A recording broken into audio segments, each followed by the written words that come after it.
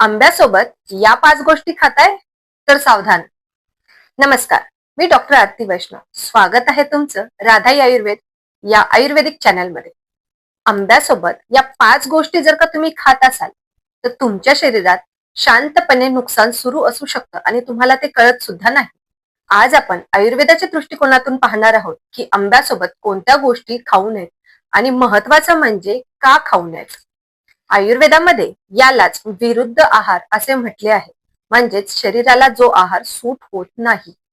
त्यापैकी नंबर 1 म्हणजे आंबा आणि लिंबू किंवा कुठलाही आंबट पदार्थ.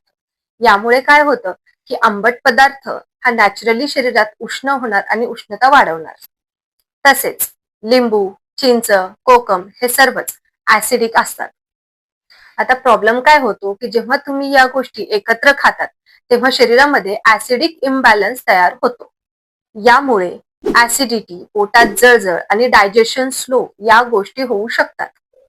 आयुर्वेदामध्ये सांगितलेले आहे की खूप उष्ण आणि आंबट पदार्थांचे कॉम्बिनेशन हे पचनासाठी जड पडते. त्यामुळे आंब्यासोबत लिंबू किंवा कुठलेही आंबट पदार्थ खाणे टाळा. आता नंबर 2, आंबा आणि दही.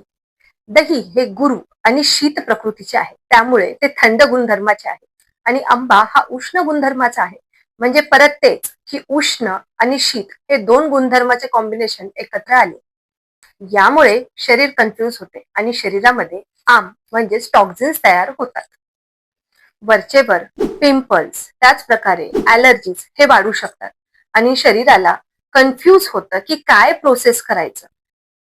त्यामुळे डायजेशन हे बिघडतं. आता नंबर 3, आंबा आणि थंड पाणी. ही सर्वात कॉमन मिस्टेक आहे. आंबा खाल्ल्यानंतर लगेच थंड पाणी पिल्याने पचनाची क्रिया ही स्लो होते. का? कारण की आंबा पचनाला ही हीट लागते आणि थंड पाणी ती हीट कमी करतं. त्यामुळे अचानक पोट दुखणे, पोटात जडपणा, ब्लोटिंग हे प्रॉब्लेम्स निर्माण होतात. म्हणून आंबा खाल्ल्यानंतर किमान 30 मिनिटं पाणी टाळा. नंबर 4, आंबा आणि तिखट पदार्थ किंवा मसालेदार पदार्थ. का? कारण की आंबा ही शरीरात हीट वाढवतो. तसेच गरम पदार्थ किंवा मसालेदार पदार्थ सुद्धा हीटच वाढवतात. त्यामुळे डबल हीट वाढते आणि शरीरामध्ये pimples, acidity, mouth ulcers, bloating, अपचन हे सर्व प्रकार जाणवतात. म्हणून आंबा खाल्ल्यानंतर लगेच स्पायसी फूड अवॉइड करा किंवा आमरसासोबत सुद्धा स्पायसी किंवा मसालेदार पदार्थ खाणे टाळा. नंबर 5, आंबा आणि कोल्ड्रिंक्स. कारण आंबा ही सुद्धा हीट वाढवतो आणि कोल्ड्रिंक्स मध्ये असते शुगर, गॅस आणि केमिकल्स जे पचनाला फार हेवी पडतात, ब्लोटिंग निर्माण करतात, ऍसिडिटी, ऍसिड रिफ्लक्स या गोष्टींना त्रास देतात आणि लॉंग टर्म मध्ये वेट गेन सुद्धा होऊ शकते.